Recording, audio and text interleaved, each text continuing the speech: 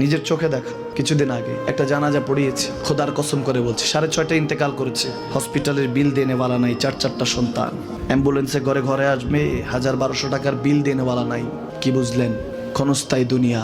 মুমিনের কম থাকলেও আমি বলি, কেউ যদি এসে বলে হুজুর একটু দোয়া করেন, খুব পেরেশানিতে আছি, আমি তার হাত চুমু খেয়ে বলি তোমাকে মোবারকবাদ, আল্লাহ তোমাকে ভালোবাসে। পেরেশানি তো মালিক দেয়, এই জন্য এটা রহমত মুমিনের জন্য। পেরেশানি দেয় যখন ফেরেশতারা বলে আল্লাহ চাইতেছে টাকা পয়সা চাইতেছে, বলে এটা কি?